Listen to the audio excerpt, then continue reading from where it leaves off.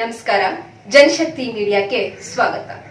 Corona ಪಿಡುಗನ್ನ ಸಮರ್ಥವಾಗಿ ನಿಭಾಯಿಸಲು ದೇಶದ 1% ಅತಿ ಶ್ರೀಮಂತರ ಸಂಪತ್ತಿನ ಮೇಲೆ 2% ಸಂಪತ್ತು ತೆರಿಗೆ ವಿಧಿಸಬೇಕೆಂದು ಒತ್ತಾಯಿಸಿ ಮೇ 1, 2020 ಹಾಕಿರುವ ಪಿಟಿಷನ್ಗೆ ಬೆಂಬಲವಾಗಿ ಕರ್ನಾಟಕದ ಪ್ರಜ್ಞಾವಂತರು ಪಿಟಿಷನ್ಗೆ ಸಹಿ ಮಾಡಬೇಕು ಎಂದು ಪ್ರಗತಿಪರರು ನಿರ್ಧರಿಸಿದ್ದು ಅಭಿಯಾನಕ್ಕೆ ಜೊತೆಗೂಡಬೇಕೆಂದು ಮನವಿ ಮಾಡಿಕೊಂಡಿದ್ದಾರೆ.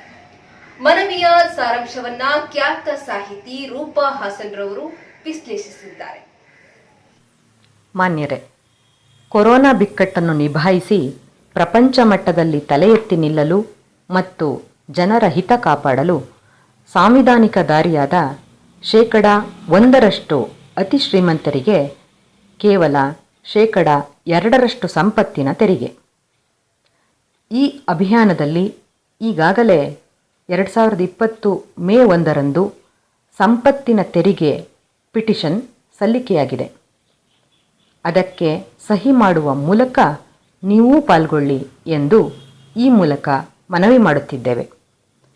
ಭಾರತವು ಕಲ್ಯಾಣ ರಾಜ್ಯ ಅಂದರೆ ವೆಲ್ಫೇರ್ ಸ್ಟೇಟ್ ಕಡೆಗೆ ಚಲಿಸಬೇಕೆಂಬ ಆಶಯಗಳು ಇದ್ದಾಗ 1957ರಲ್ಲೇ ಸಂಪತ್ತಿನ ಮೇಲೆ ತೆರಿಗೆ ಪರಿಕಲ್ಪನೆ ಜಾರಿಯಲ್ಲಿತ್ತಾದರೂ ಪರಿಣಾಮಕಾರಿಯಾಗಿ ಅನುಷ್ಠಾನಗೊಳ್ಳುತ್ತಿರಲಿಲ್ಲ. ಆದರೆ 1991ರ ನಂತರ ಮಾರುಕಟ್ಟೆ ಶಕ್ತಿಗಳು ಆಳ್ವಿಕೆಯನ್ನು ನಿಯಂತ್ರಿಸತೊಡಗಿದ ಪರಿಣಾಮವಾಗಿ 2015ರಲ್ಲಿ ಕೇಂದ್ರ ಸರ್ಕಾರವು ಸಂಪತ್ತಿನ ಮೇಲಿನ ತೆರಿಗೆ ಪರಿಕಲ್ಪನೆಯನ್ನೇ ರದ್ದು ಮಾಡಿಬಿಟ್ಟಿತು. ಆದರೀಗ 1 ಲಕ್ಷ ದಾಟಿ ಓಡುತ್ತಿರುವ ಕೊರೋನಾ ಸೋಂಕಿನ ದಾಳಿಯಿಂದ ತತ್ತರಿಸುತ್ತಿರುವ ಭಾರತವು ಚೇತರಿಸಿಕೊಳ್ಳುವಂತಾಗಲು 1% ಅತಿ ಶ್ರೀಮಂತರಿಗೆ ಕೇವಲ 2% ಸಂಪತ್ತಿನ ತೆರಿಗೆ ವಿಧಿಸಿಯಾದರೂ ಕೊರೋನಾ ತಹಬಂದಿಗೆ ತರುವುದು ಇಂದಿನ ತುರ್ತಾಗಿದೆ. ವಿಪ್ರೋ ಸಂಸ್ಥೆಯ ಅಜಿಂ ಪ್ರೇಮ್ಜಿಯವರು ಈಗಾಗಲೇ ತಮ್ಮ ಒಟ್ಟು ಸಂಪತ್ತಿನ 2% ಕೊರೋನಾ ಬಿಕ್ಕಟ್ಟಿನ ನಿವಾರಣೆಗಾಗಿ ಬಿಟ್ಟುಕೊಟ್ಟಿರುವುದನ್ನು ಗಮನಿಸಿ ಹೇಳುವುದಾದರೆ ಈ ಸಾಧ್ಯತೆ ಅಂತಹ ಕಷ್ಟದಾಯಕವಾದುದ್ದೇನೂ ಅಲ್ಲ. ಈ ವಿಚಾರದಲ್ಲಿ ಜನರಿಂದ ಆಯ್ಕೆಯಾದ ಮತ್ತು ಶಕ್ತಿಯುತವಾದ ಯಾವುದೇ ಸರ್ಕಾರವು ಹಿಂದೆ ಮುಂದೆ ನೋಡದೆ ತುಂಬ ಶೀಘ್ರವಾಗಿ ನಿರ್ಧಾರ ಕೈಗೊಳ್ಳಬೇಕಾಗಿದೆ.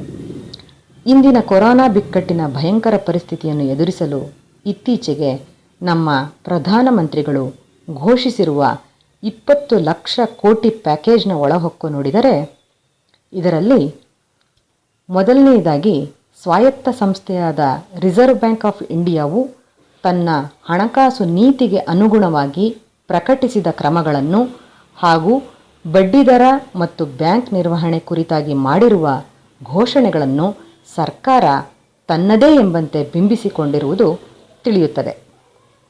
ಎರಡನೆಯದಾಗಿ ಈ 20 ಲಕ್ಷ ಕೋಟಿ ಪ್ಯಾಕೇಜನ್ನು ಘೋಷಿಸುವ ಮುನ್ನವೇ ಬಜೆಟ್ಟಿನಲ್ಲಿ ಈ ಹಿಂದೆಯೇ ಮಾಡಿದ್ದ ಘೋಷಣೆಗಳನ್ನು ಮತ್ತು ಕೇಂದ್ರ ಸರ್ಕಾರ ಕಾಲಕಾಲಕ್ಕೆ ನಿಗದಿಪಡಿಸುತ್ತಾ ಬರುವ ಹಣಕಾಸನ್ನು ಕ್ರೋಢೀಕರಿಸಿ ಈ 20 ಲಕ್ಷ ಕೋಟಿ ಕೋವಿಡ್ ಪ್ಯಾಕೇಜಿನ ಭಾಗವಾಗಿ ಸೇರಿಸಲಾಗಿದೆ ಎಂಬುದು ಗಮನಾರ್ಹ.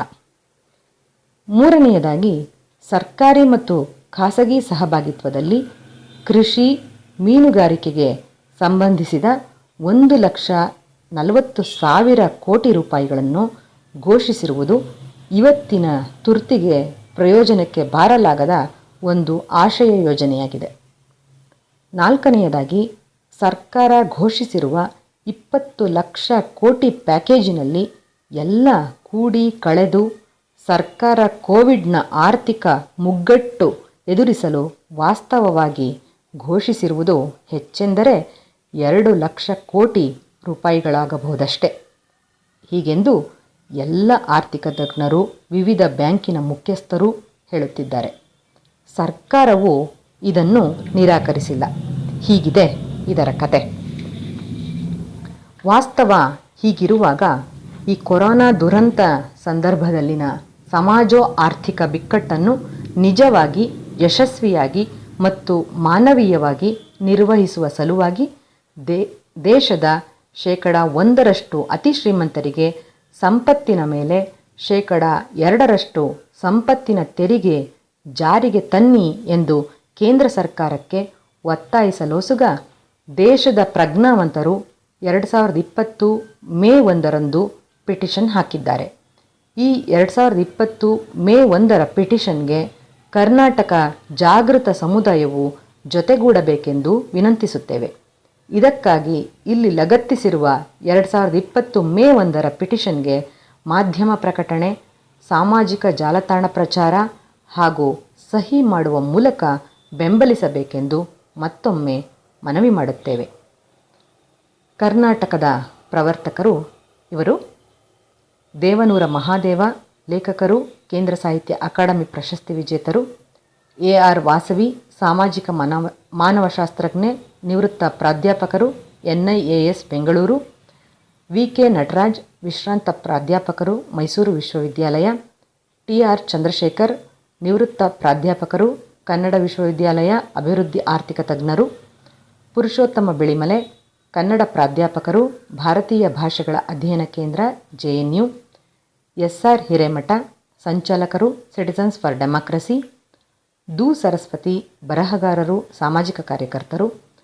ಚುಕ್ಕಿ ನಂಜುಂಡಸ್ವಾಮಿ, KRRS ಅಮೃತಭೂಮಿ.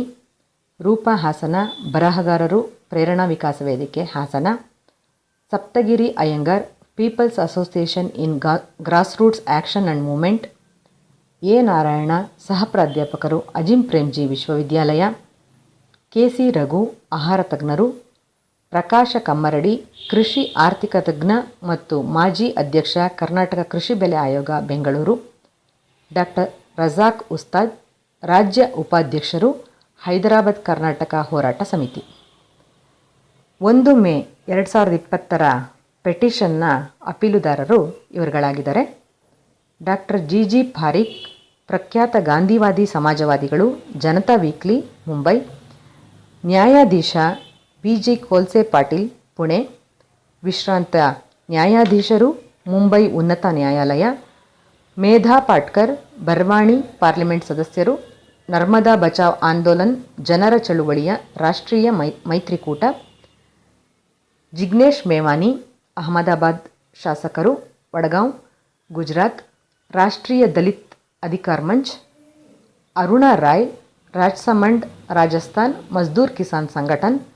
ಪ್ರೊಫೆಸರ್ ಅನಿಲ್ ಸದ್ಗೋಪಾಲ್, ಭೋಪಾಲ್, ಮಾಜಿ ಡೀನ್, ದೆಹಲಿ ವಿಶ್ವವಿದ್ಯಾನಿಲಯ, ಅಖಿಲ ಭಾರತ ಶಿಕ್ಷಣದ ಹಕ್ಕು ವೇದಿಕೆ. ಪ್ರೊಫೆಸರ್ ಜಗಮೋಹನ್ ಸಿಂಗ್, ಲೂಧಿಯಾನ, ಪ್ರಜಾಸತ್ತಾತ್ಮಕ ಹಕ್ಕುಗಳ ಅಸೋಸಿಯೇಷನ್. ದುನುರಾಯ್, ದೆಹಲಿ, ಮಾಜಿ FREAಯಲ್ಲಿ ಇದ್ದವರು, ಈಗ ಹಜಾರ್ಡ್ ಸೆಂಟರ್ ನಿರ್ದೇಶಕರು, ದೆಹಲಿ. ಡಾಕ್ಟರ್ ಪ್ಯಾರೆಲಾಲ್ ಗಾರ್ಗ್, ಚಂಡೀಘರ್, ಭಾರತ್ ಜ್ಞಾನ ವಿಜ್ಞಾನ ಸಮಿತಿ, ಪಂಜಾಬ್. ಡಾಕ್ಟರ್ ಇಮ್ರಾನ್ ಖಾದಿರ್, ದೆಹಲಿ, ಮಾಜಿ ಪ್ರಾಧ್ಯಾಪಕರು, JNU, ಈಗ distinguished professor, council for social development, New Delhi. Doctor SP Uday Kumar, Nagercoil, Tamil Nadu, ಅಣುಶಕ್ತಿಯ ವಿರುದ್ಧ ಜನತಾ ಆಂದೋಲನ. ಅವಿಕ್ಷಾ, ದೆಹಲಿ, ಸ್ವರಾಜ್ ಅಭಿಯಾನ್. ಪ್ರೊಫೆಸರ್ ರೂಪರೇಖಾ ವರ್ಮಾ, ಲಕ್ನೋ, ಮಾಜಿ ಕುಲಪತಿಗಳು, ಲಕ್ನೋ ವಿಶ್ವವಿದ್ಯಾನಿಲಯ, ಕಾರ್ಯದರ್ಶಿ, ಶಾಜಿ ದುನಿಯಾ. ನೀರಜ್ ಜೈನ್, ಪುಣೆ, ಲೋಕಾಯತ, ಪುಣೆ, ಸಹ ಸಂಪಾದಕರು, Janata weekly, Mumbai. Professor Subhash Ware, Pune, SM Joshi ಸಮಾಜವಾದಿ ಪೀಠ, Pune. Professor R Ramanujan, Chennai, institute of mathematical sciences, Chennai, Tamil Nadu ವಿಜ್ಞಾನ ವೇದಿಕೆ. Professor Indrani Dutt, Guwahati, Cotton university, Guwahati. Professor V Vasanthi Devi, Chennai, ಮಾಜಿ ಕುಲಪತಿಗಳು, MS ವಿಶ್ವವಿದ್ಯಾನಿಲಯ, ತಮಿಳುನಾಡು. ಪ್ರಸ್ತುತ ಅಧ್ಯಕ್ಷರು, ಶಾಲಾ ಶಿಕ್ಷಣ ಉಳಿಸಿ ಚಳವಳಿ, ತಮಿಳುನಾಡು. ವಂದನೆಗಳು.